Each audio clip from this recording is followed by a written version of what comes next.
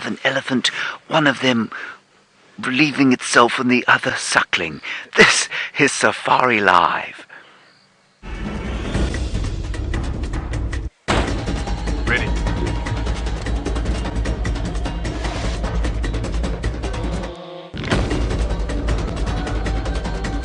Standing by.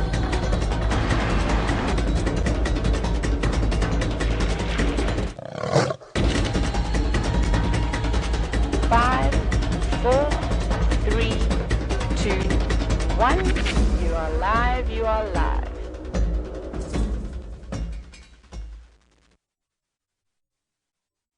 It's a gorgeous, still morning here in the northeast corner of South Africa. Dawn has, made a fairly perfunctory effort to break, but it's still pretty much night time out here. My name is James Hendry, and on camera today we have David. Nice to have you back, David. Hi, James. There's David's thumb, and you can hear David is speaking. Unlike Batman, who is on the other vehicle, almost entirely mute, and he's being, of course, or he is filming Taylor. And later on we'll have Stef on foot. In the final control, Megan May Nelson is in my ear in a very serious Cape Town drawl, is talking to me. And then we have Rebecca Christensen ably assisting her as well. She does not speak much either. She has got a case of laryngitis. So that is the state of health of the crew at the moment. We are currently surrounded by elephants. And you can just maybe start to see how the light is slowly picking up. And as you consider the coming light of the dawn, remember, please talk to us through the course of the morning. Hashtag Safari Live is how you do that on the tweet. Speaking of tweeting, very little in the way of tweeting going on. All I can hear from a bird point of view this morning is a monotonous lark about, I'd say 500 meters to the south of us going pa-deep-a-doop, pa-deep-a-doop, deep-a-doop, deep-a-doop. And then one crested francolin. Otherwise everything is very quiet. We're just going to sit here for a little while because there are elephants all around us. Front, right, left and back. And so we'll just wait to see. What we're going to do is wait for the dawn to reveal them. It's a grey dawn. There's a grey light. Fairly thick cloud covering, which I think will probably burn off a little bit later, because there's very little wind. So I don't think it's a large, unpleasant front. And then I can ease backwards maybe and just try and find some of the others. Let's ease backwards. In fact, what I'm going to do, the daisies, is just turn backwards, and then you can see a little bit of the dawn coming.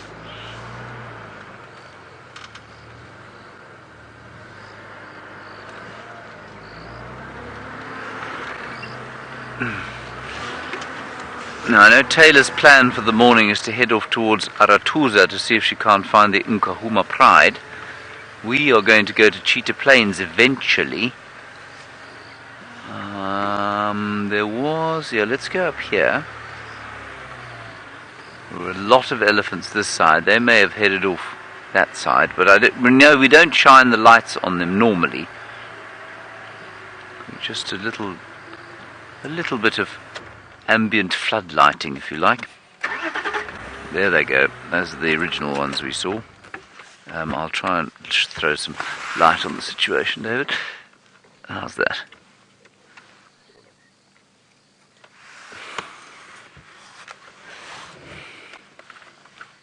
A very, very special time of the day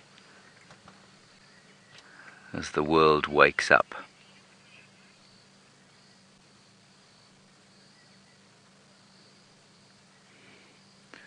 As that little calf disappears into the bushes, I think we're going to sit here for a bit longer with them and see what they do and wait for the dawn to actually arrive.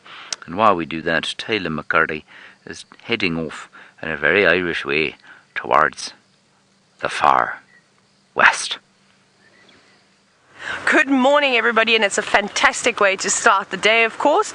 The sun is just peeping over the horizon, which you've just seen with James, and my name is Taylor, and on camera with me today is Craig, aka Batman. Craig, you see I used your normal name today. He's worried I was going to use one of his strange nicknames. Now, as James said, we are looking for the Nkuhumas, so we actually popped down on the Power Lines Road very quickly. Just because James had all those elephants in front of him, so we left him sitting there. So what I'd like to do is actually go back. Actually, we might just turn around over here, because here's one of the entrances to Arathusa, and I haven't picked up on any tracks just yet, so we might not go all the way down to the gate.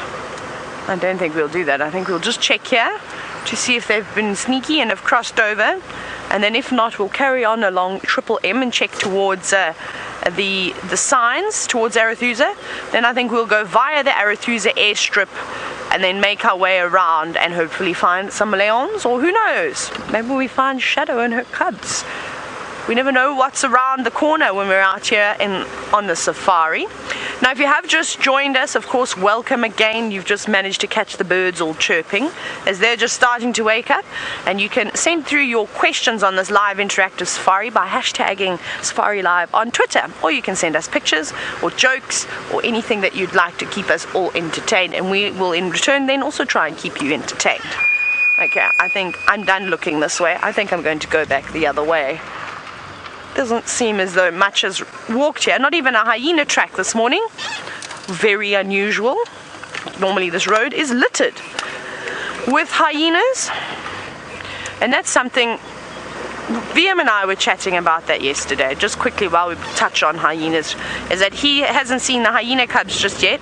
So next time one of us drive with him, when he drives, and he's on bushwalk this morning, we'll definitely have to take him and show him the tiny cute little hyena cubs.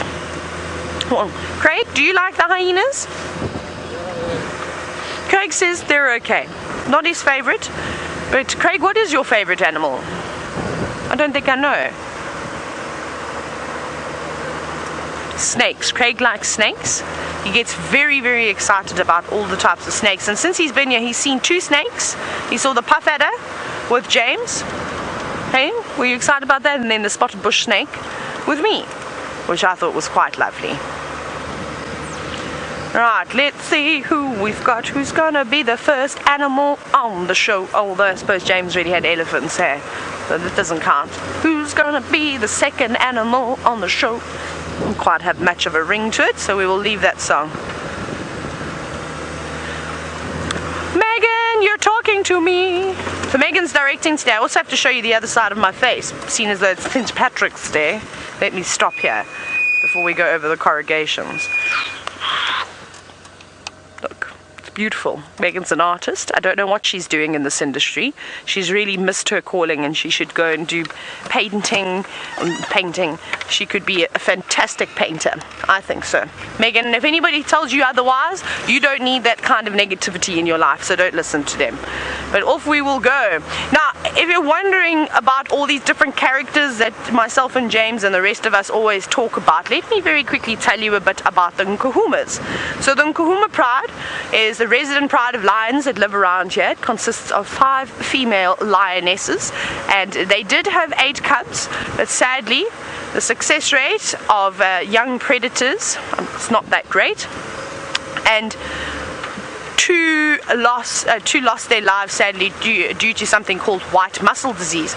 Then there are 4 male lions called the Birmingham Coalition that roam around in this area. But hopefully I will find the Nkuhumas, and then I can tell you a little bit more about them if you are a new viewer. But I'm not going to keep you waiting for much longer, because James has got a beautiful view of an elephant and an African sunrise. Yes, I'm afraid the elephant has now disappeared into the bushes, as is the wont with a live safari. There's nothing we can do about that. But we can just nip a little bit backwards, and then, of course, we can go forwards. But there are some more elephants just to the left-hand side of us. They're unfortunately not standing in the sunrise, which isn't rising just yet. Soon it will be. But in the very brief time that you've been away, you can see how the light has changed. Immediately it has come up. and the elephants silently moving through the bushes. And if you weren't watching yesterday, we had a long discussion, largely on account of the fact that there wasn't anything to look at, about the attire that people wear and camouflage and that sort of thing. And Taylor dressed herself in a, well, sort of Hawaiian skirt made of round-leaf teak bushes. She looked very fine indeed, very fetching. And the point of my telling you that is to say, look how easily those elephants just disappear, blend into the bush. Right, let's sneak a little bit forward now, I think. Oh, in fact, now I'm going to continue going backwards. I'm not even going to do that. I'm going to turn around so that I can go forwards but backwards at the same time.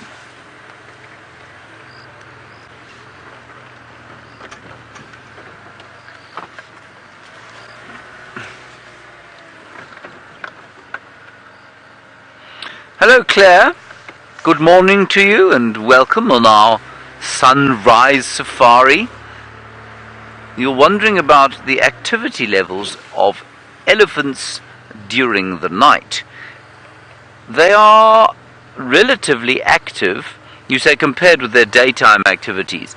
They're slightly less active, but they only sleep, and this is a sort of new research, but it was done on captive elephants.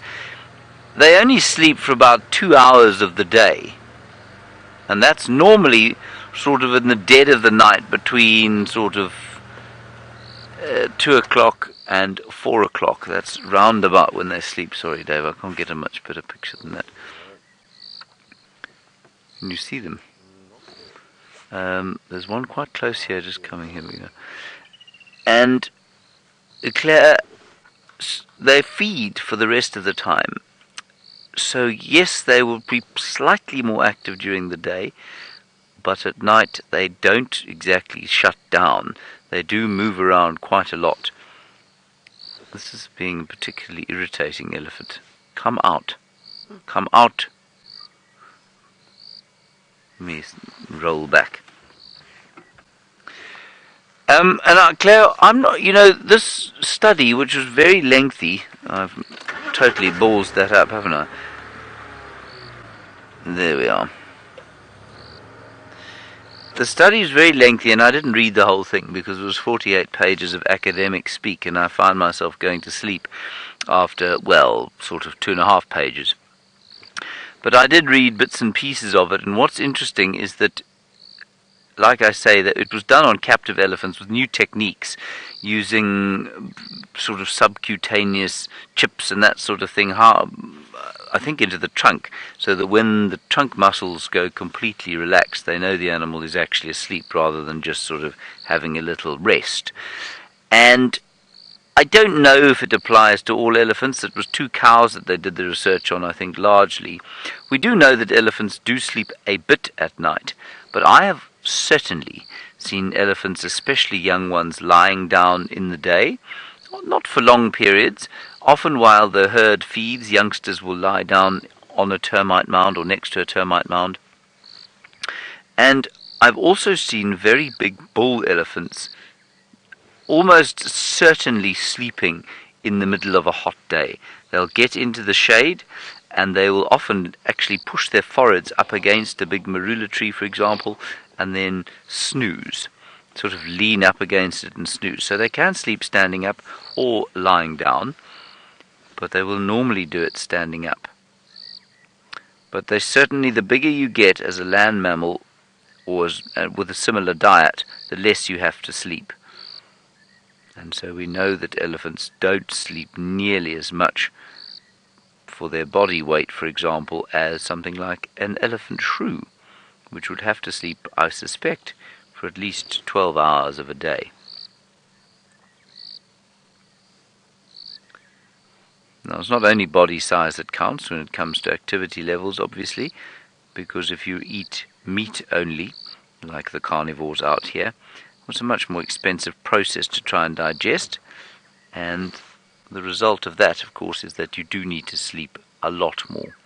So all the cats and all the dogs will sleep substantially more than herbivores of similar size. I also wonder, and I don't know this for sure, and I imagine that the research probably exists, I imagine that animals out here, much like we know that dolphins, for example, shut off half the brain so that they can sleep while moving along and they don't drown. And I think there's certainly some bird species, we know that swifts can do it, they can shut off half the brain and sleep while they're on the wing, so they don't actually have to land. I suspect albatrosses and that sort of thing that spend years up in the air are able to do that too. But I wonder if there aren't elements of an elephant's brain that it's able to shut down, or something perhaps like the ruminants. They do a lot of lying down and chewing in the middle of the day, which isn't a very dangerous time, so they don't have to be concentrating too much. And I wonder if there are certain functions of the brain that don't slow down and go to sleep while that sort of tireless but very monotonous process of re-chewing the food takes place. That's quite an interesting one, so I don't know about that.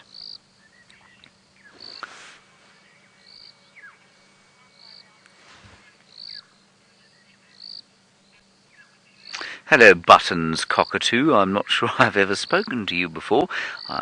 You're certainly the first Buttons Cockatoo I've ever met. You say, is it true that elephants are unable to lie down for long periods because they crush their organs? I believe it is true that the bigger an elephant gets, the less time it can spend recumbent, as it were.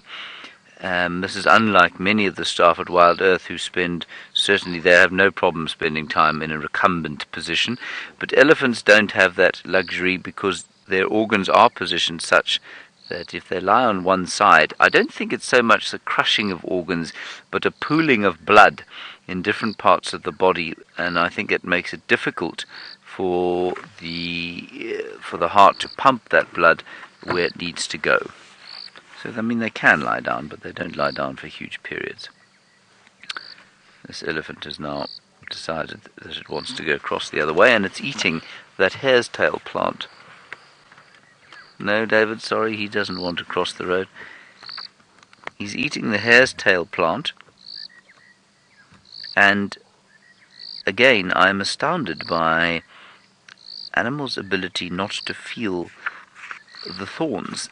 Those plants, these hare's tail, have got horrible, horrible spikes on them, and they hurt human beings hugely.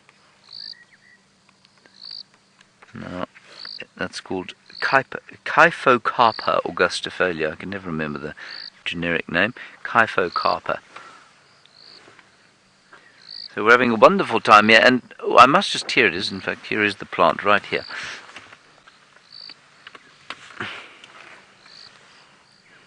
Looks quite sweet, doesn't it? Looks like it's quite gentle and fluffy and nice, but in it there are some very nasty spikes. Oh! Yes. And just on that note, we've had a baboon in camp lately, an enormous male baboon, which is, an enormous male baboon is intimidating, but he's been sat on the roof because we've got a buffalo thorn tree that is fruiting in the camp, and he's been sitting there eating his buffalo thorn berries, but pulling them directly from the tree and actually sitting in the tree.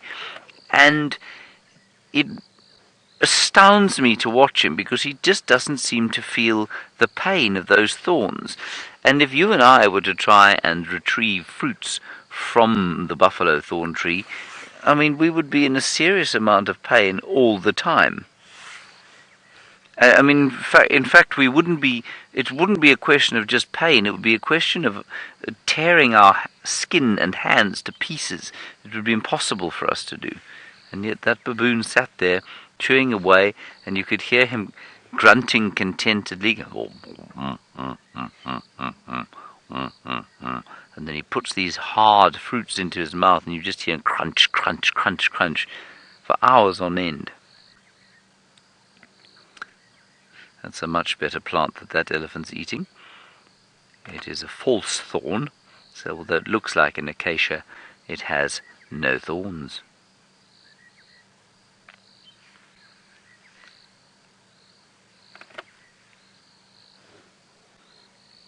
Well, I think it's probably almost time to leave these elephants and press on.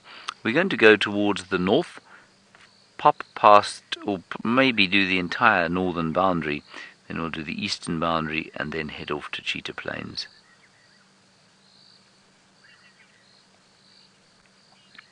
Now that is a beautiful shot of an elephant's bottom, and I think on that note we should head across to Taylor McCurdy, who is, well, I think she's probably on Arathusa by now, and hopefully she's hot on the trail of the Nkahuma bottoms. James, you are so good at predicting my movements. I'm a bit nervous. I'm going to have to check myself for a tracking device. So yes, we are on Arathusa and we're almost at the airstrip too. So we'll have a little look around here.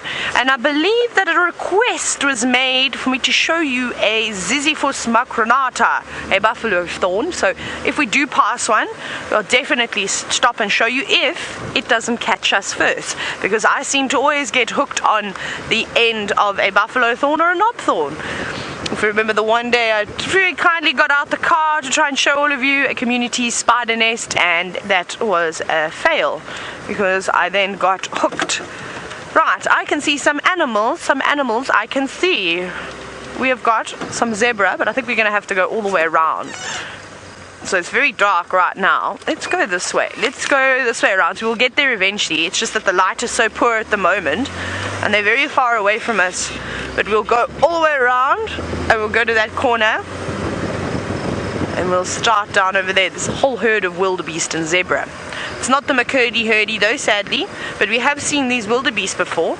They seem to have taken up refuge here at this little pan, which I have no idea what it's called. But down here, it's nice open, good grazing. It is a really, really good spot. Right, so it seems as though Stef is getting ready to also start his morning, which is nice. That's good. Oh, I'm thinking, do I just cross here? Yes. Let's see if I can cross here, or if there's a big drop, Craig. It's too steep. It's too steep. I don't know. Ooh, it is actually very steep. Sorry, Craig. I didn't see this little one here. Will we make it? I don't know. Here we go. Hold on, Craig. Oh, sure, we made it. It was very scary. Were you nervous there, Craig? You did almost end up in my lap, though. It was a little donga thing that we went through first.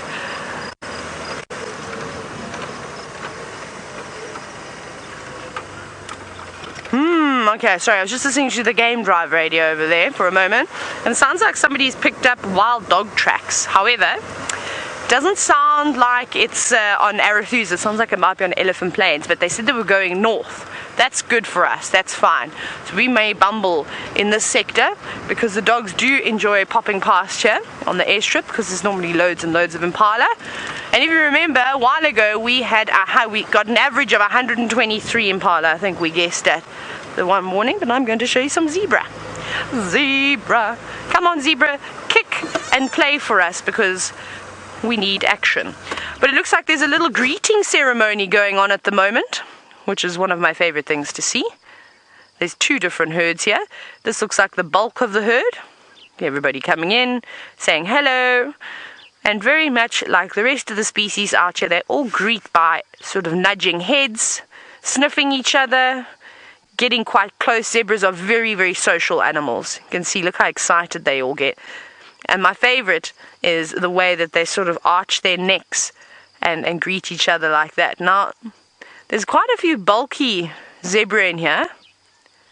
Trying to figure out who is the stallion. Because there's a couple of them that look like it could be the stallion. I wonder if it's not the one in the middle. He's now disappeared behind the bushes. But he'll have a favorite mare too. So if you sit with a zebra herd for long enough, and I hope that you all get to experience this one day, and you watch the zebra, you'll notice that there'll be a stallion that will pay particular attention, or more attention to one female. But now they've now disappeared off of Arathusa, so we can't follow them anymore. But thank you, zebra, for that little introduction. At least we've got some stripy animals. They're not quite as relaxed as you saw as the McCurdy herdy, sadly. They'll need some whispering done to them, but not today. We don't have time for that because we need to find lions, and if we can squeeze in a little wild dog, that I'm not going to say no to that either. Let me get the spotlight. I just want to check the footprints that I'm seeing on the ground. Light is still a bit awkward at the moment, but I reckon in the next 10 to 15 minutes it'll be quite nice. No. Doesn't look like the dogs have been here yet. Oh, hang on, a Temix Corsa. Look at that little bird, don't fly away. There it is. That's a cool little one. No, it's flying. Well done, Craig. Now that's a small little one, just to the right of the screen. It's very quick. Where have you gone? It's going to the right. I'll put my light on for you. No, it's gone. No, and that's not it. Oh, there, you've got it. Well done, Craig. Your eyes are so much better than mine. That is a little Temix Corsa. Now, normally they're quite gregarious and you see loads and loads of them running around. They're quite small, but if you look at them very quickly, you may think, bronze-wing Corsa, but they're about a third of the size of a bronze-wing Corsa. They are tiny. So I wonder where the rest of them are. I don't think I've ever seen a Temix Corsa on its own. Like I said, they're gregarious. They live in groups. How cool is that? Perhaps that's a new bird to add to your list. We're always seeing lots and lots of different things as we go along. But like I said, Stef was getting ready a little bit earlier, and Megan has just whispered into my ear that he's ready, he's out of his pajamas, he's brushed his teeth, he's got his walking shoes on, and he's ready to say hello.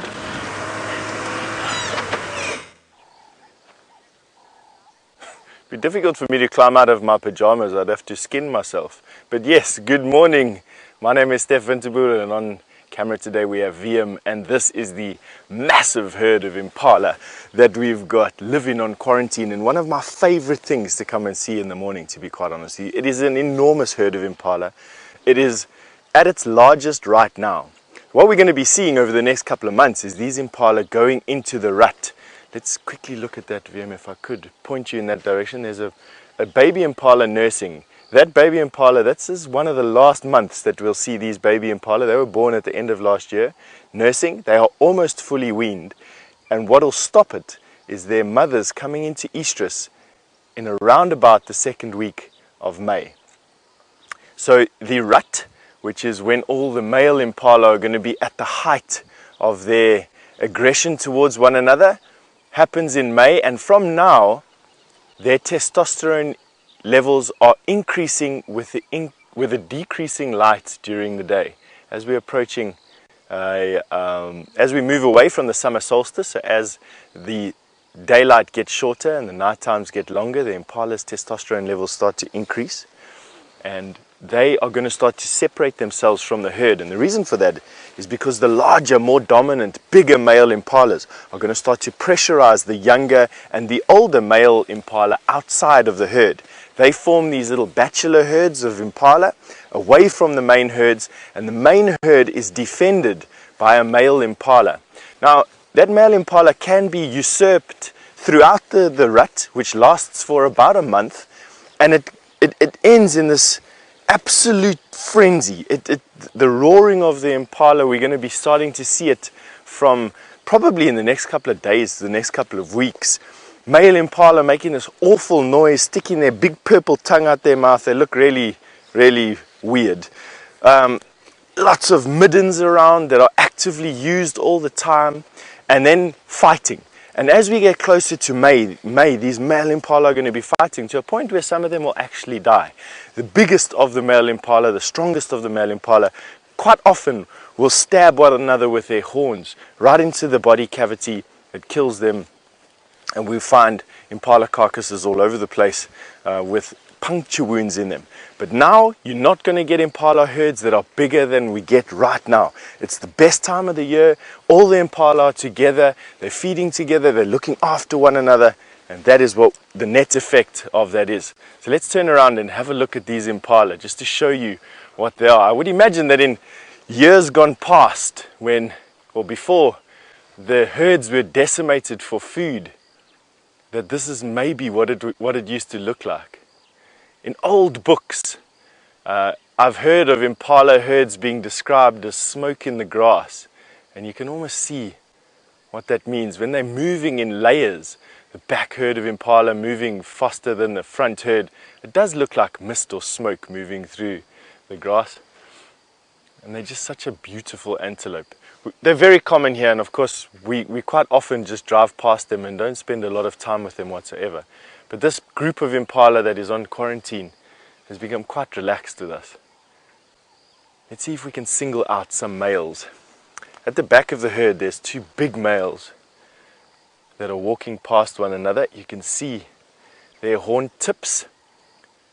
So what you're looking at in terms of a mature impala, one that is going to be vying for competition for mating rights this year, their horn tips, the last inch or so of horn, if they are parallel with each other, that is a mature impala ram. If the horn tips, the last inch or so, are facing towards one another, they're too young, and if they're facing away from each other, they're too old. And we will start to see that when these bachelor herds start forming from all different types of impala ages, that the youngsters will quite often be wrestling against the old guys, while the dominant ones, the ones with the parallel horns, are the very serious impala. They don't play games like that, they have to wrestle. Alright, we're going to carry on with our walk today. I don't quite know what I'm going to be doing after this. I feel like walking in a place I've never walked before, or at least haven't been in a long time, and so we're going to head off to find one of those little blocks out here. In the meantime, we're going to send you over to Taylor, who's managed to find some lions for you. We found Sydney's Dam, everybody, and at Sydney's Dam, David, what is there? A lion! Completely unlike those elephants we saw, a lion is capable of doing absolutely nothing for about 20 hours of the day. Do you think he's a lion? Yes, he's breathing. There he is, he's breathing. Now Craig, who is on the back of Taylor's vehicle, in his first utterance, and quite possibly his only utterance of the day, that he heard lions calling last night, and I wonder if this wasn't one of them. Almost certainly one of the Birmingham Boys, and I'm afraid we can't go any closer to him because, well, he's in Biffle's Hook. But we'll sit here for the next 3 or 4 minutes and see if he doesn't deign to stand up and do something useful. I wonder if there aren't some others. I also can't move around too much here because we are obviously at Sydney's Dam and we're in Wendy, which means that the signal will disappear if I move from this position. But I'm scanning and I can't see any.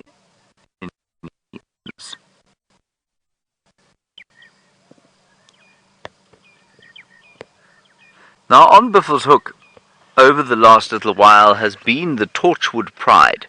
And the Torchwood Pride of 7 lionesses and 10 youngsters, which I and I think everyone else at Wild Earth has yet to see, is an interesting one because I'm not sure that their territory is covered by the Birmingham Boys.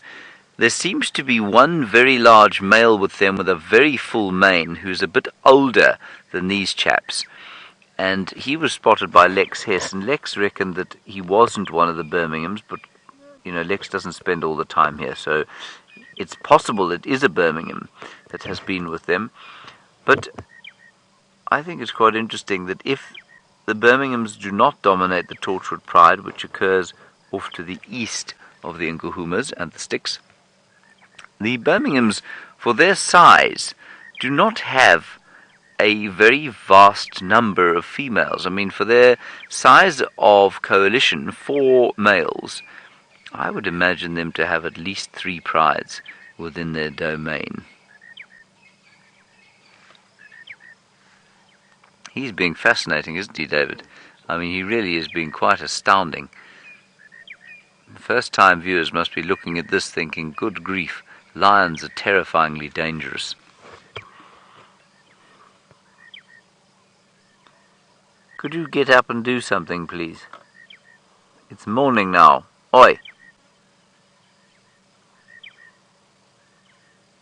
No, that animal is fast asleep. That is the quintessential flat cat. He's got 2 or 3 minutes before I get up and leave. Oh, there's another one. They're up. Action stations, everybody.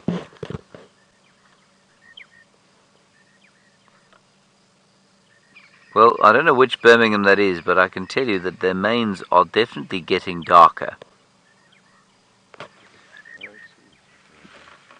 We're looking at 2 more now, David. We've now got 3.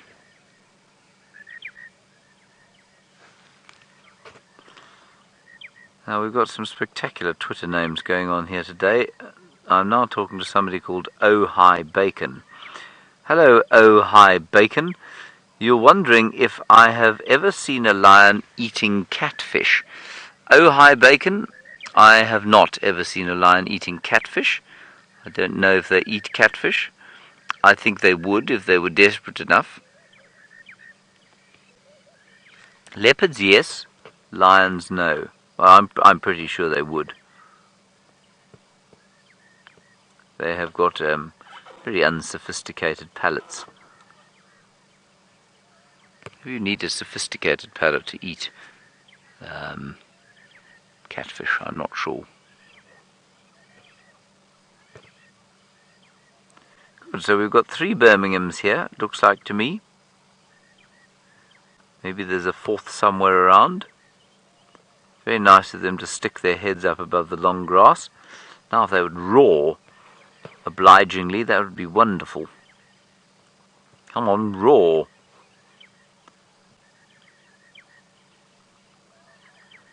And if you are a new viewer, I mean, first of all, the Birmingham Boys are our dominant male coalition out here, and they arrived in the winter of 2015, so they've almost been dominant here for 2 years. That's amazing to think about, actually. It feels like yesterday that they arrived. And they're probably sitting at around 6 years old. Very tired all the time, of course, because they dominate our area, which contains, of course, the Nkuhuma Pride and the Styx Pride, down to the south of where we are. And when I say I'm being a bit sarcastic about the dangers they pose to us, but they're certainly not dangerous to us sitting in the vehicle, but they are a terrifying coalition. They have certainly done a huge amount of damage to the lion pride dynamics of this area. Now we had a question from Michael. I think if we could have it again, Megan, just so that I can get it right. I'm just going to call this in on the radio again. Ah, yes, okay, Michael, you're wondering about how lionesses from one pride react to the scent of other prides. I'll tell you that now. Morning. Sorry about that. There we go. Lions, I don't know how they react to the smell of other lions or strangers, but what they do is that they seldom come across each other because they keep such exclusive territories. So the southern boundary of the Nkuhuma Pride territory roughly runs along the line of Treehouse Dam, the southern side of that, and then off down to the south into Little Gowrie and Hoffmans, and I might draw you a map later if you like. But the northern boundary of the Styx Pride and the southern boundary of the Nkuhuma Pride hardly have any overlap over them at all. And so, yes, I'm sure they do smell the scent of each other and know that there are strangers afoot when they're patrolling the boundary, but they hardly ever come across each other. I'm sorry for that slightly garbled message, but the game drive was going ballistic in my ear again. Somebody called in these lions, and then about 35 people decided they'd like to come and see them.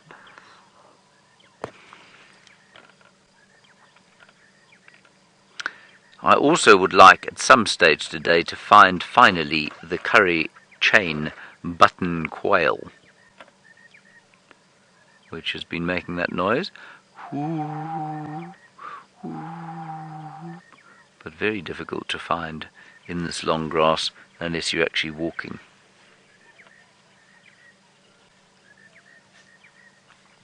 Well, David, I don't know about you, but this is starting to get slightly less than entertaining, so I wonder if we shouldn't perhaps move on. Good. Let us press on.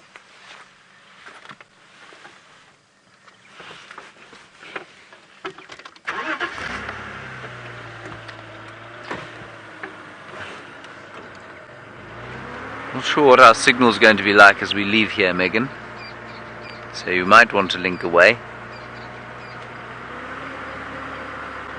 Okay. Let's set it across Taylor. She is not without an animal. She's got a large animal to show you. They're linking. Right, we do have a hippo indeed. We are on the southern boundary on Arathusa, and we have found this rather large hippopotamus who is just resting at the moment with a couple of oxpeckers on its back. And I'm not sure what the oxpeckers are doing, if they are munching away, picking on parasites, but I do see a bit of movement, so they could also be having a little bath on the other side. But aren't they gorgeous creatures, the red-billed oxpeckers? Now they've heard something else. Look at them scurrying along the back of the hippos. 2 have flown off already, and this chap is staying put. He's now got an entire hippopotamus to feast on, all by itself. Isn't that amazing? Look, as you're looking at this hippo so close, look at all the cuts and things that it has on its body. Isn't that just amazing? We don't often get to see, especially with all the dams being so full, we haven't seen it for ages, where we've seen an entire exposed hippopotamus, and most of those scratches will be from fighting, and they look like they've healed relatively well. A couple of them can also be from scratches from the thorns and things like that as they move through the animal pathways while they're grazing. Let me just turn the radio down. But this is a lovely spot. I think if I was a hippo, I'd also stay here, because you've got a fair amount of water to keep you nice and cool, but you've also got some overhanging shrubs that will help cool you down. And if you remember, James had requested that I show you a buffalo thorn. If you look to the right-hand side of your screen. Other right, Craig? There we go. That shrub over there is a buffalo thorn. Now, I'd love to show you the thorn, so we'll still try and find one that I can reach and pick, but I'm not feeling brave enough to go over and try and pick one of those leaves while that hippopotamus is right there. So that's what it looks like, and we'll eventually do some further inspection and have a look at the beautiful thorns, and we'll get Craig to even taste some of the leaves too, because I don't know if he's had leaves yet, if he's had the leaves of the buffalo thorn. He does enjoy, very much like Stef, the Panicum maximum grass. He eats that all the time. Hippie, who's obviously been out on a long walk. Now, I don't know where the bulk of the hippos hang around on Arathusa. I haven't really seen any in the Arathusa Dam. It's not particularly deep. We did see one in Red Dam the last time that we were here. But other than that, it's sort of like Djuma. We don't seem to see big family groups. They love it around the Chitwa Dam. Are you blowing bubbles? No, he's just swishing his tail around, creating a bit of a whirlpool at the moment. But from the naked eye, you actually can't see too many ticks. Nom nom nom. Mouthing the water. Hippos often mouth the water. Normally you see them mouthing, though, when there's other hippos around. And in combination with that, they will swish their tail around and defecate. It's almost a dominance display, but I don't know why he's doing it right now. Oh, he's just going to roll. Look at him. Look how he's swishing water all over his body with his tail. Seen as though he's not able to do it on his own. Now, if you're worried and you think that he's acting a bit strange and he may look a bit sick, especially because he's laying on his side, don't worry, he isn't. This is very typical hippo behavior. I've seen hippos do full rotations, and it's actually quite impressive. And I'll never forget when I was riding horses, it was always a good sign if your horse could do a full roll on its back, because it meant that they didn't have a sore back. Thad, you're wondering if I've ever been charged by a hippo? Yes, I've been charged by 2 hippos, and it was not very fun. On a walk, I've also been charged by hippos many times in the Zambezi River. It was actually quite spectacular. Now, we obviously read about hippos and how they charge and the wake that they can make. And I before I moved to Zambia, I'd watched a couple of videos, and I thought, oh, okay, well, this is amazing, until I experienced it for myself. That was a horrific experience, being charged by a hippo on a speedboat. So on the Zambezi River, you've got quite a few different, we've got a main channel, and then it splits off. There's quite a few islands and things like that around. And it's actually quite intimidating. Oh, let's watch him. Dop, dop, dop, dop, dop. He's having a great splash. He's having a wonderful time this morning. And anyway, so the hippos hang around on the shallow shores. And when they feel threatened, then they'll dive down into the deeper waters. They sunbathe on the banks, the sandy banks, and it's really quite spectacular because the Zambezi is littered with hippo wherever you go.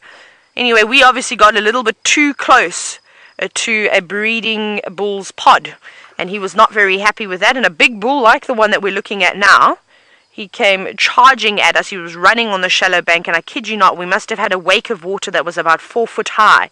And he kept up with the boat, and our boatman had the throttle right down going as fast as he could, and we had big engines on the back, and I was so impressed as to how quickly these animals could actually run. So yes, I've been charged a couple of times. Oh wow, look at the big teeth. Come on, do a big roll. Oh, this is so cool. What a lovely hippo. I love finding things like this when you're out in the bush, especially when you're able to have such a great close sighting and the animal is, of course, relaxed with you. As we've spoken about many times, normally opening their mouth and exposing the big teeth and the big tusks is a threat display, but not in this case. Now, Miles, you've asked if a lion or a group of lions would take down a hippo of this size, and in this particular instance, or if they were desperate.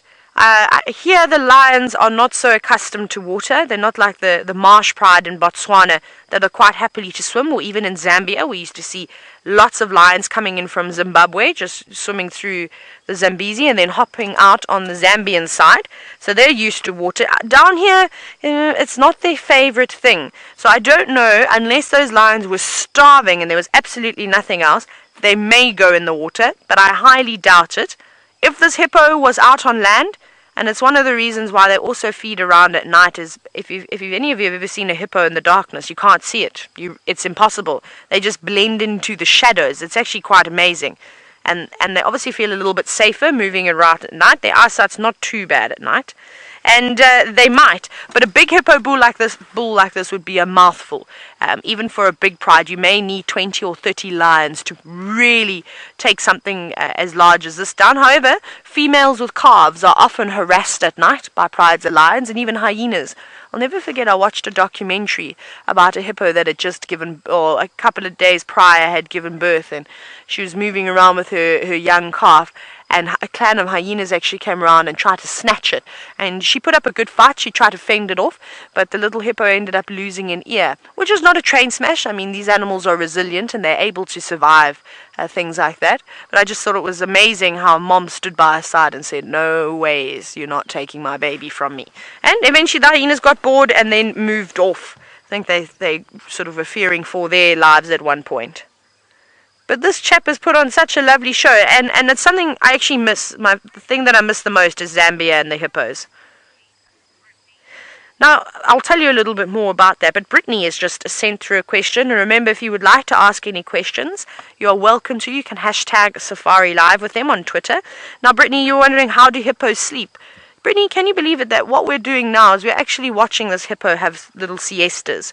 So this water's not particularly deep. It's obviously resting. He's resting his head as he fights the branches now. Oh, wow, look at that.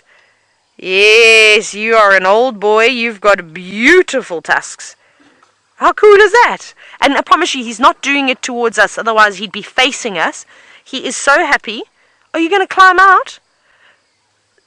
Look at this. This is amazing. I think he's just trying to find a nice, comfortable spot. Why don't you reverse your bottom underneath that buffalo thorn? I'm also going to watch him, because if he decides at one point that he isn't happy with us, we will have to do a bit of reversing. Oh, watch him! Look how he's marking his territory. Listen to that sound. This is so cool. This is the coolest hippo sighting I've had since I've been here at Safari Live. And down he goes. He sort of looks like my dad a little bit. Don't tell him I said that. Very funny. My dad's going to have a heart attack now. But yes, so that was him marking his territory, defecating and then swishing the tail to spread open the dung. It's almost like what rhinos do as well, how after the male rhinos, the white rhinos, and the female and male black rhinos will defecate, they will scrape their feet through their dung, and by doing that it opens up the scent. Like we can now smell all that sort of that urine, that strong uric acid smell that you get from hippo dung. But that's quite cool, and then he might actually just reverse on in there, and then he'll be shaded from the sun as well. So this is a great little spot. So sorry Brittany, your question, how do hippos sleep? So if you watch him now, he's having a bit of a siesta again, and hippos do this on and off. They'll either rest their heads on a bank or on each other, and normally they're in shallow areas, and then they just sort of sleep like that. He'll pop his nose up every now and then so that he can breathe, and that's sort of like how we breathe. They do the same thing. It's a normal response. They don't have to actively think that they need to bob up to take a breath. It just happens subconsciously. They just do that. He's big though. He's not a small hippopotamus, this. I reckon if he was out of the vehicle, he'd be about probably about 2 meters in length. At least 2 meters in length. So what's that? 6 foot? Just over 6 foot. And weight-wise, he's big. I'd put him at about 4,000 pounds. Sure, now you're wondering how long can hippos stay underwater for? For quite some time. Let's see if he's going to show us his beautiful mouth again. Yes, there he is. And then he's going to roll again. So they can hold their breaths for about 6 minutes. Now look at their short, stumpy legs. Look how little they are. With the 4 toes. That was really nice. So he's he's like a beached whale.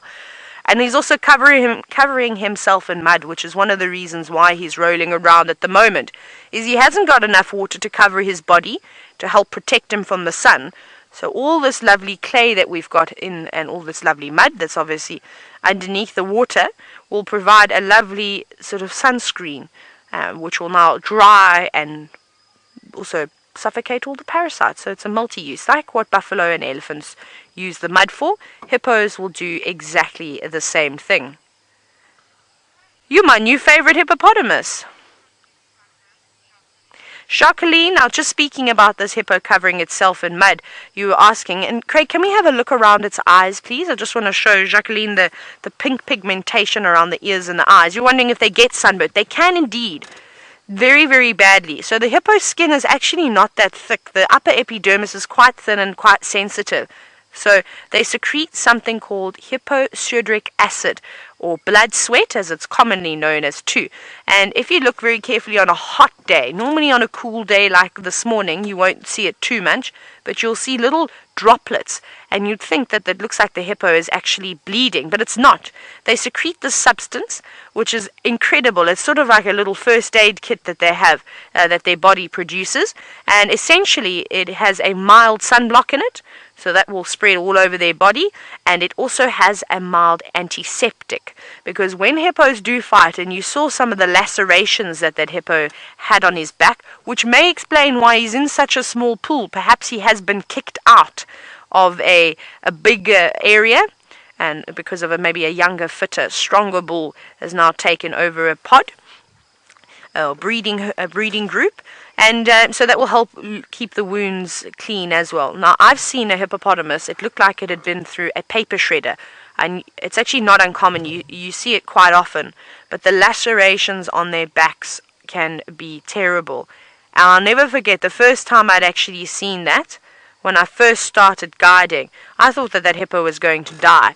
I thought there's absolutely no way that could come back from that, and it was a young hippo too. So what had happened was mom had died. Somehow this female hippo had passed on. We were unsure of the causes of death, but we did find her in the river. Sometimes boys can get a bit rough too, and it's not uncommon for another hippo to kill another hippo. And anyway, this calf then got on the wrong side of a territorial dispute between 2 bulls. And this young hippo calf was probably only about just over a year old now, maybe a year and a half. Eventually came wandering up to the massive reception area at one of the big lodges that I'd worked at. There were a couple of lodges there. And then he ended up living his life out as the hippo that roamed around main lodge and reception. And he was naughty because he'd give you a false sense that he was okay with you, he was relaxed with you. And so he'd come around and he was always at the cars. You'd have an absolute heart attack, because even a hippo at a 1.5 years old can definitely, because that was a couple of years ago. And he just used to wander around, and we thought he wasn't going to survive. And we were thinking about sending him to a rehabilitation center, and we left him in the end. And now I think he's the resident hippo at one of the reception dams where he just lives. And until he's big and strong enough to go back and take on the territorial bulls that gave him bad scars.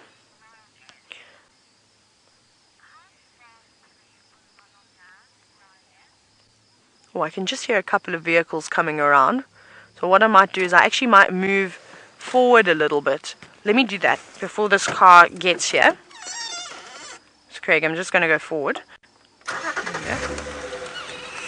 It's okay, big boy. No, I don't want him. Now he's facing us, so I don't want to upset him too much. So I'm going to go a little bit further away, and we'll look back on him. Just because if the other vehicle does come in here, I don't want to get him trapped. And just because it is it's a little natural pan, so we'll view him from this side. There we go. We can look back. We just don't want to close him in and make him feel a little bit threatened. But he, like you saw, he's actually very relaxed with us. As long as we don't do too much moving around, he's fine. Sorry, Megan, may I have that question again from Lioness? I didn't quite copy it. Hey, beautiful boy. This is actually a lovely angle. Now, I don't know if I have communication with Megan. Let's see.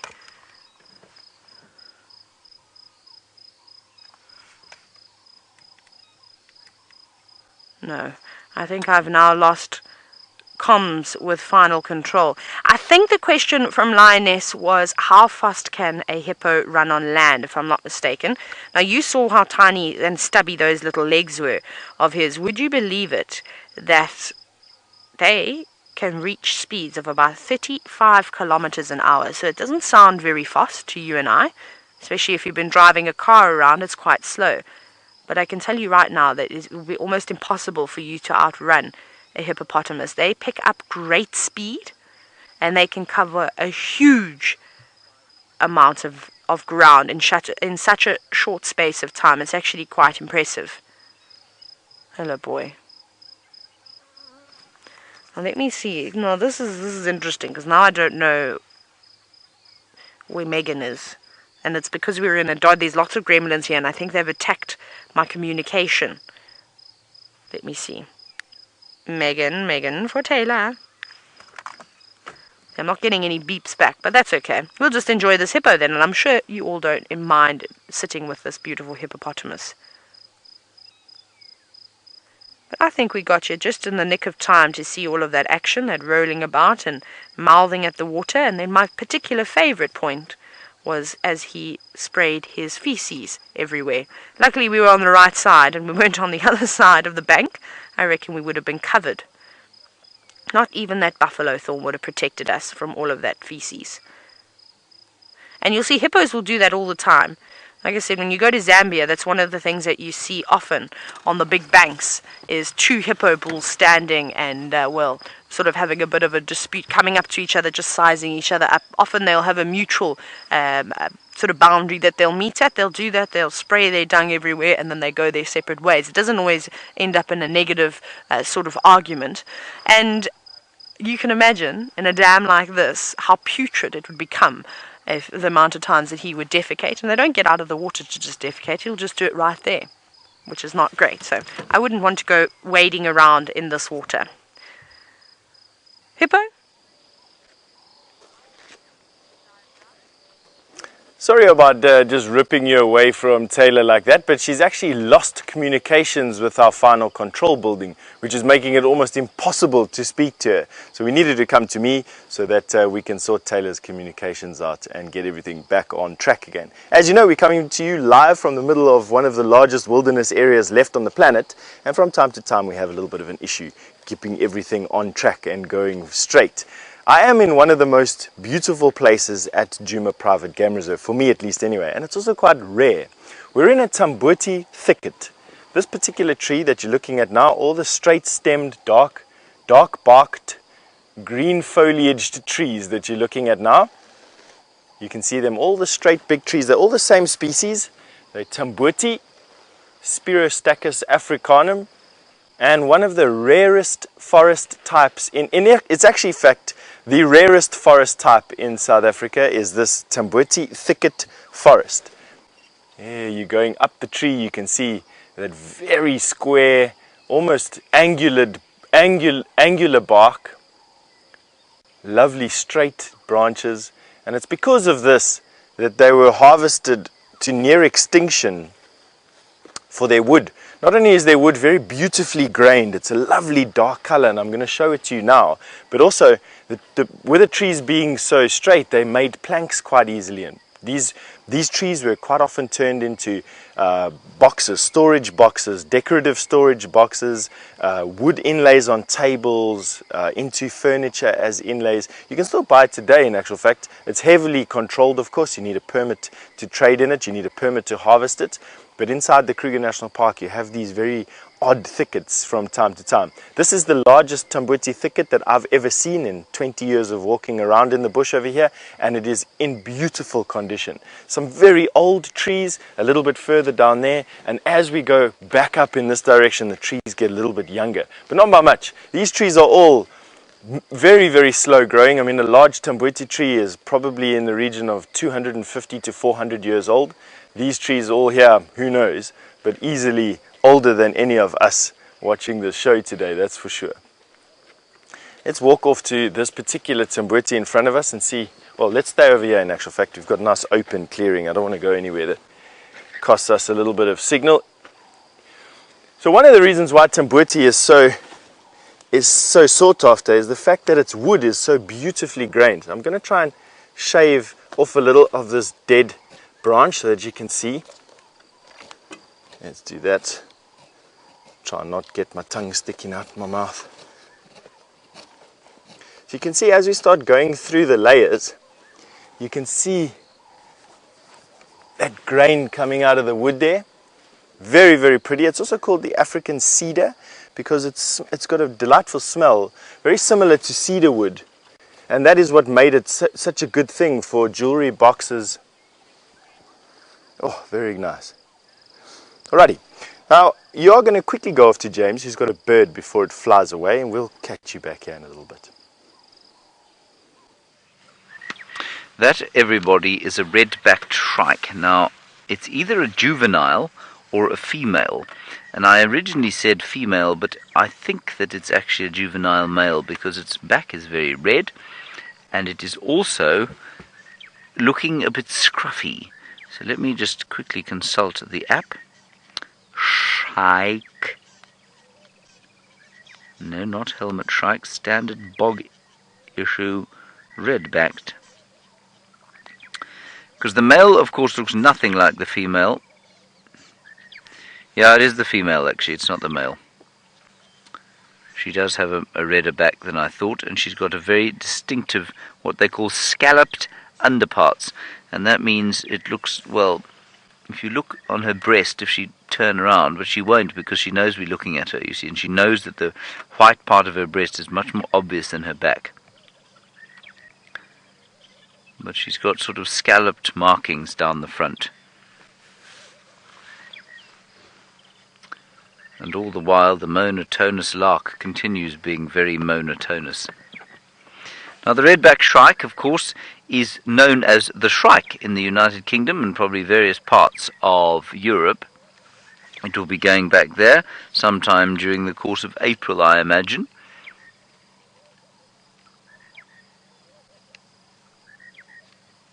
And if you're only known as the shrike in England, it tells you how, well,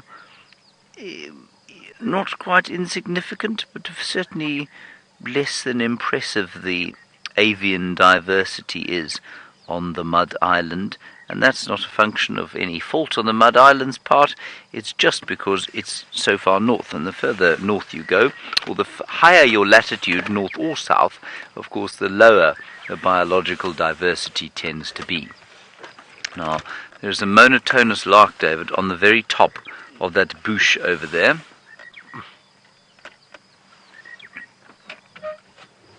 I'm going to actually show you one of these things that's been shouting all day long.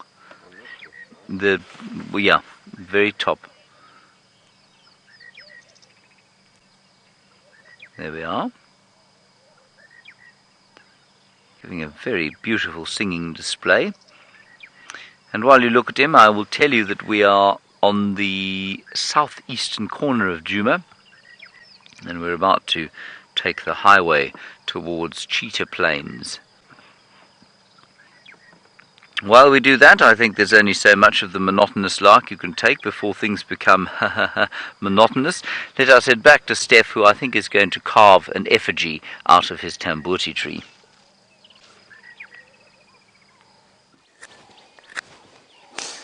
I've managed to find myself a piece of tambuti wood, which I have been peeling for you so that I can show you what the wood's texture looks like.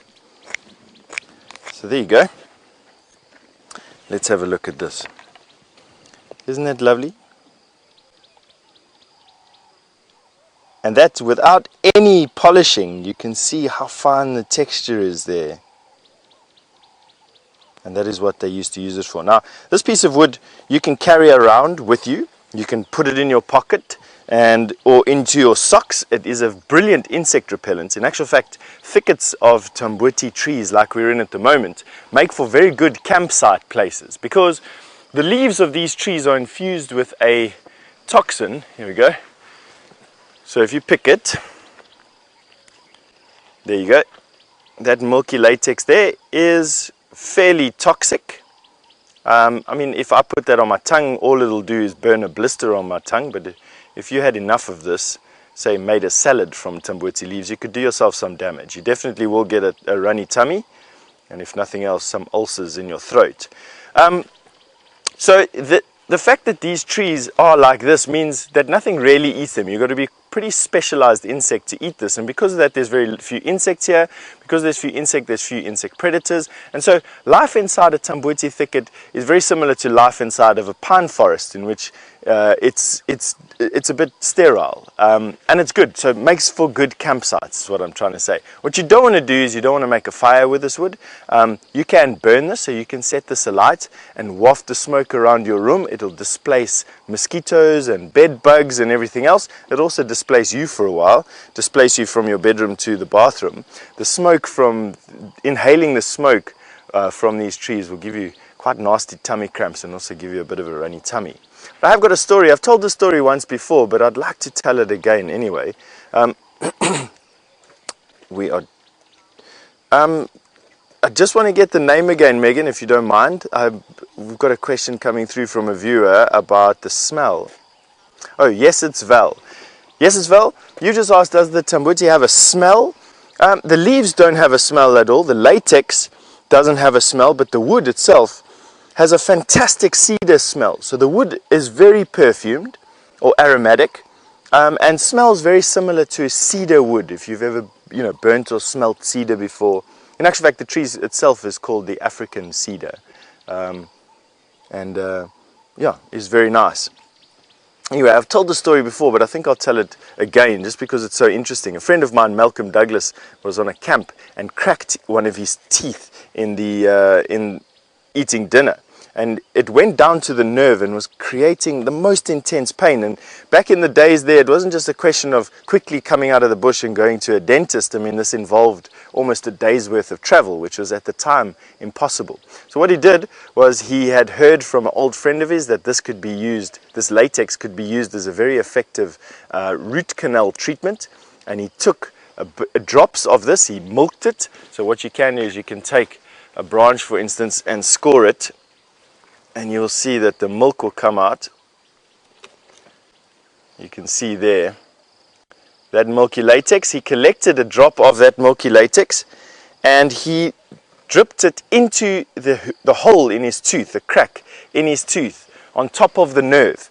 And he said for 15 minutes he writhed in pain as the toxins inside here and the caustic nature of this particular latex burnt the root in through the tooth. But he said after 15 minutes the pain went away, and to this day, of course he had it fixed when he got out of the reserve, but he said from that day onwards that tooth hasn't given him any problems whatsoever. So root canal treatment you can do with this type of tree. Isn't that incredible?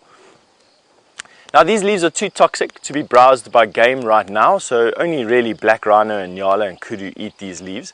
But as the summertime, or as the summer comes to an end and the latex is withdrawn from the trees, from the leaves, and withdrawn back into the tree itself and into the roots, the leaves will become a lot more edible. So we'll start to see a lot more animals, including things like elephant, selectively eating tambwetis. And I got a funny feeling it's to do with a bit of a purgative effect, is that the leaves will still cause a purging of the system, but they won't be as caustic and they won't be as toxic, at least anyway, and so they can provide a variety to the diet of these particular animals. Quite nice, actually. Now, Stephen, you wanted to know if anybody is actively replanting any of these trees. That's actually a good question, Stephen. I know that Kirstenbosch Botanical Gardens, that is the botanical gardens in Cape Town, has a massive herbarium, and they really try to look after the genetic diversity and the biodiversity of trees and plants in this country.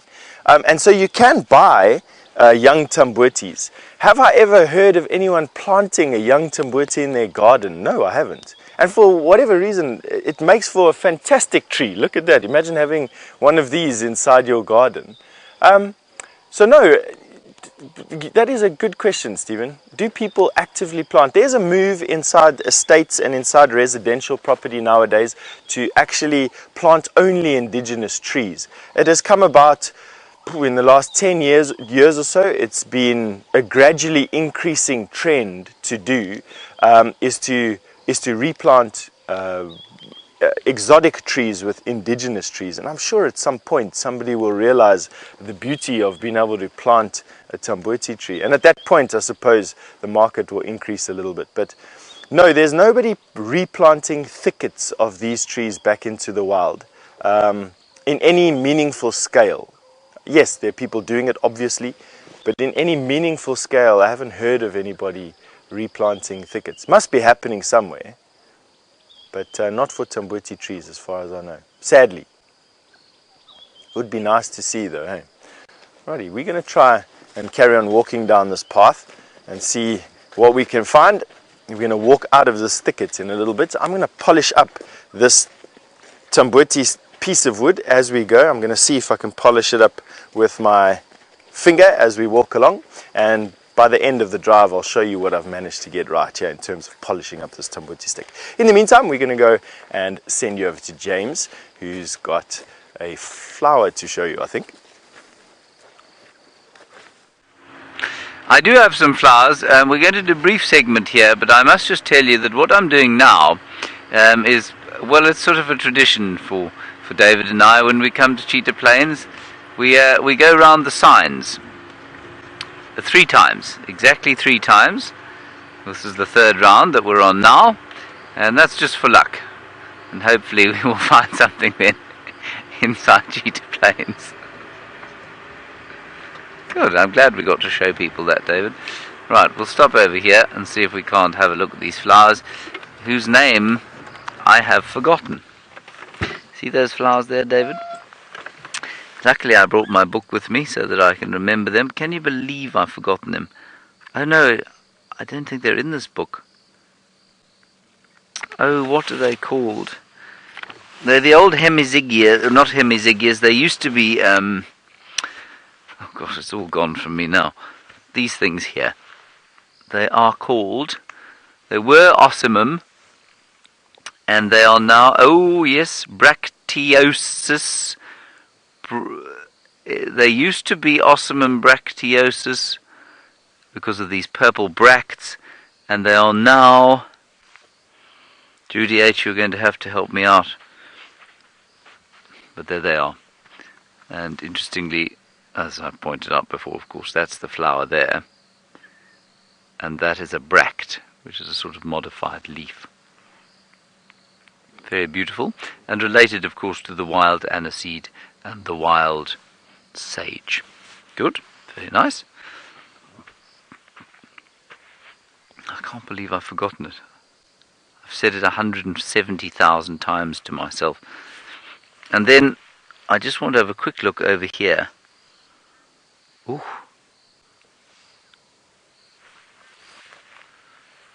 These Waltherias just keep on giving. David? No, not a caterpillar, but some assassin bugs. Can you see? Can you see down where my finger is? Now, I don't think they're mating. I don't know if they're in some sort of, maybe having a fight. And I say I don't think they're mating because they're not attached at the bottom. You know what this is, I think. I think one is an adult and one is a nymph. I'm actually going to try and just break off the stick, and I will return them to where they are. I just don't want to pick them up because they will give me a nasty, nasty bite.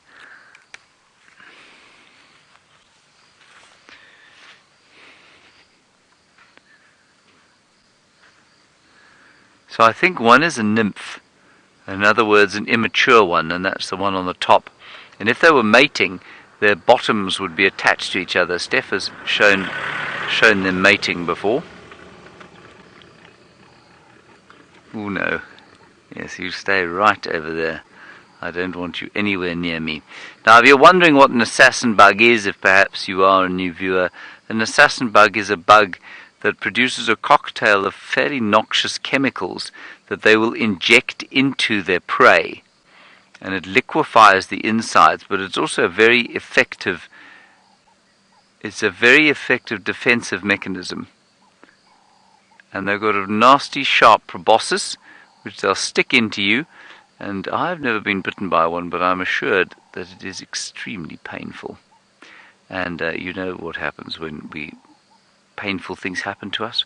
We often say very bad words, and we can't do that on live safari, can we? No.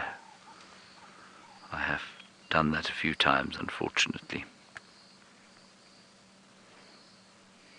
Very naughty. Let us put the assassin bugs back on their Waltheria thicket. And that's about all we have over here. I think we're now going to head gently down into Cheetah Plains, once I can retrieve my earpiece. It's so nice not having the door on these cars.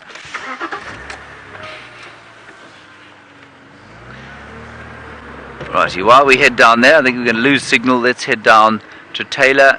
We're in the far east, she is in the far west.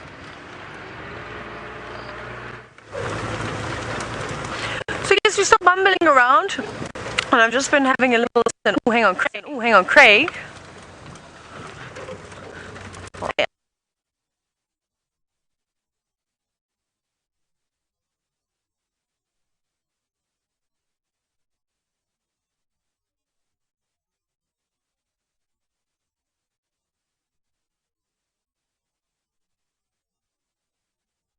We're busy walking over to this tree. Obviously, I just want to say sorry for crashing away from Taylor like that. We've got a few signal issues where she's driving around, and yeah, no harm done. There's other options, at least anyway. Now, a little bit earlier on this morning, James was talking about a baboon that has moved into our camp to eat the buffalo thorn berries. Now, this is a buffalo thorn, and I remember James saying that he doesn't know how the baboon sat inside the tree picking the fruit straight off of the tree every single day, or the whole day, because of the thorns. Now, it doesn't look apparent, but come a bit closer and you're going to see what James is talking about. Have a look at those vicious thorns on this tree. Now, that baboon was sitting with no cover on his bare bottom the whole day almost, eating just berry after berry with no sign of discomfort whatsoever. And as you can see, there is no angle on this tree that you could possibly sit on without a thorn poking you. I just don't understand it. And neither does James. The fact that that overwhelming compulsion to eat food or to get to a resource that no one else can get to sort of outweighs the discomfort of having thorns an inch long sticking into you. And these thorns, they don't play around. They go straight in, don't come out. Even breaking off. Now, they were eating the berries, which are mainly for birds. There's no berries on this particular plant, but they have a woody core, a woody nut, surrounded by very thin, fleshy seed covering. We tend to use these I tend to use these plants as a bit of a snack on walk. The green shoots at the end of the branches. So if you pick a branch and you pick off the green shoots, like that, make for a very tasty snack that you can eat. They get a bit bitterer as they get a little older, but when they are young like this, it's a very sweet leaf. I don't actually know of a salad constituent which gives you a sweet tasting leaf. Let me think. It perhaps tastes like a butter lettuce, but a lot stronger lettucey taste, if I could explain it. So if you take a crisp butter lettuce, the young leaves of the butter lettuce, and you ate that, very fresh butter lettuce, that's probably the closest that I could say that this tastes like. It's actually very pleasing, but just the young leaves. If you take an older leaf, slightly older, it turns bitter. And although you can cook it, you can cook these leaves and you can make them softer and taste a little bit better. They become like a spinach and it loses that bitterness. Harvesting a bucket full of buffalo thorn leaves is going to be anything but easy. Alright, let's carry on. We are walking down a game path. As you can see, this is a very prominent game path leading out to and into this area. Game paths are obviously a nice place to walk to look for things, but it's also easier to walk than walking through the grass. At the moment the grass is so thick, you're stepping through the grass or over the grass, not through the grass, and it is making for very difficult walking conditions for now. Not that I'm moaning, to be honest. I love this time of year, my absolute favorite. Now we're stopping to check these Waltheria flowers. Not so much now, but towards the drier part of the year, we're going to start seeing these Waltheria flowers becoming hives of activity for any number of insects. They've been housing the saw-backed flower mantid for the last couple of months. We've been showing you that on and off over the last couple of months. It seems to have vacated these. Something else is grabbing their attention.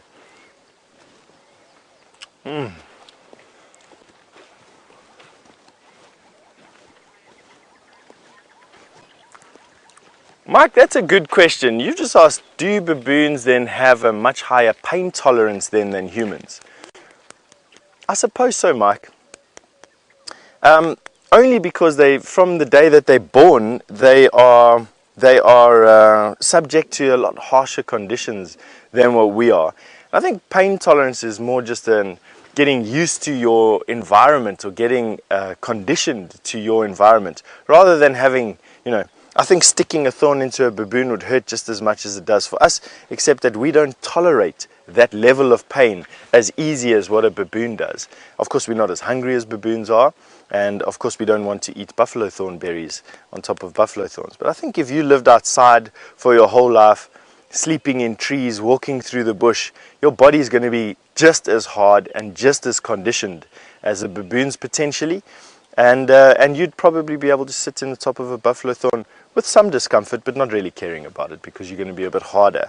I find living indoors and being relatively academic, at least for me, takes away the conditioning that I was used to when I was walking every single day, living intense, living hard out here in the bush. I'm definitely not as conditioned as I was. I'm also a bit older and can rationalize things like that a bit easier. So potentially a bit wiser, maybe, would be the best way of putting it. Alright, let's see what we got here. Oh, just a never-ending stream of flies. Let's see what we can find in this particular thicket. Now you're on a bit of an adventure with me. Let's see what's curled this leaf. So can you see here that this leaf has been curled more than the others? So let's see what has curled this leaf. Generally it's spiders that curl the leaf to make, there we go, you can see the silk holding the leaf together. And this was probably the old abode of a jumping spider or a spitting spider or even a sack spider. You can see that it's curled the leaf together. There's no one in residence now. curled the leaf together, and it formed a very waterproof, probably quite warm shelter for that insect to overnight in.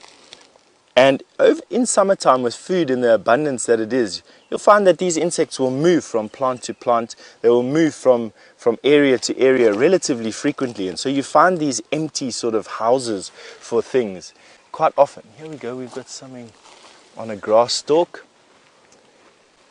I have absolutely no idea what that is. I can see that it's got some fairly funky front legs. Just sitting on the end of that grass stalk over there. Is it a bug? Is it a wasp? The first thing we have a look at is the mouth parts, of course. VM is doing a fantastic job of holding still. That insect is literally, hold up your baby finger, look at your baby finger's nail. It is half the length of your baby's finger's nail. And see if I put my finger next to it here, you'll see tiny little insect with these quite overdeveloped front legs. Very nice. Don't know what that is. Still don't know what that is. What I do know is that Mr. James Henry has an elephant to show you.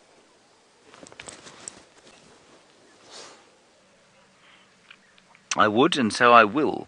There is an elephant. It is a young bull on his own, on Cheetah Plains,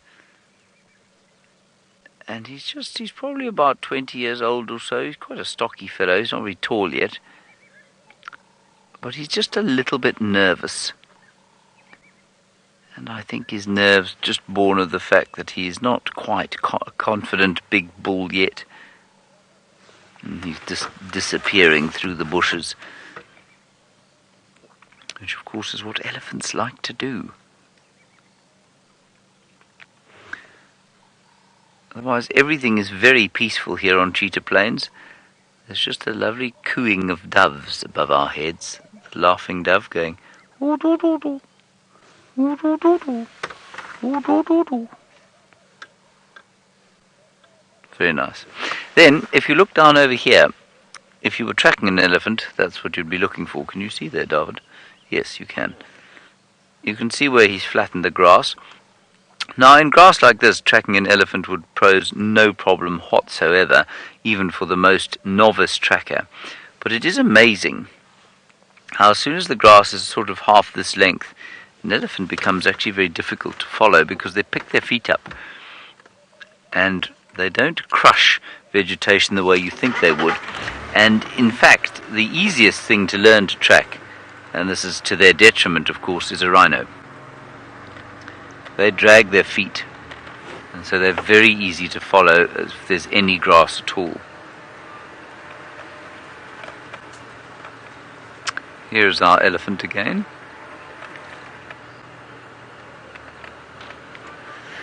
Hello, lioness. You're wondering about the diet of these elephants and whether they prefer certain plants over others.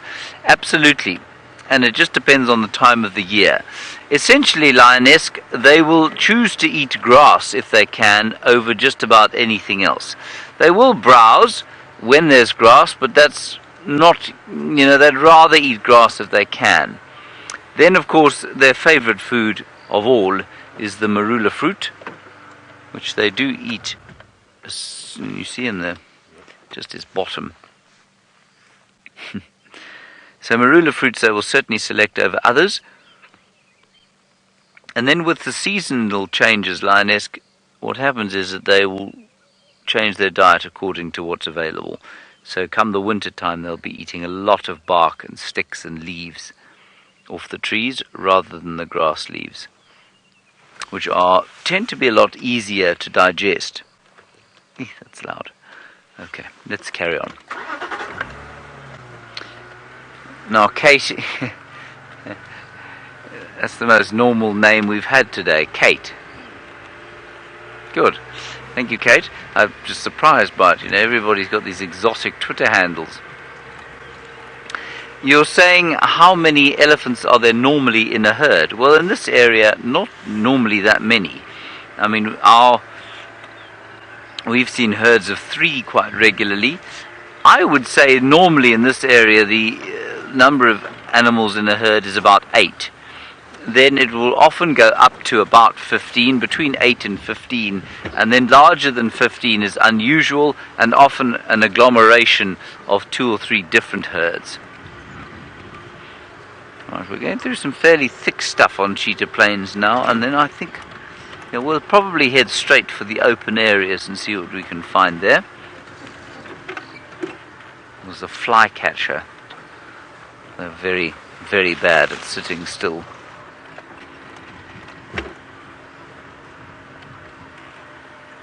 Summer day. We've seen lions and we've seen elephants, and you want to know if perhaps there's anything that would attack a full-grown elephant. Well, yes, lions would. Maybe. Not much in this area, but where elephants become tremendously drought-stressed, particularly in a place like Savuti at the end of the dry season, you'll find that, yes, sometimes full-grown elephants do get attacked by elephants, at least by lions. Normally it's youngsters, but it is possible for a very large pride of lions to maybe take down a fully grown elephant cow. It's highly unlikely, and certainly a fully grown elephant bull, are they really going to struggle to take one of them down?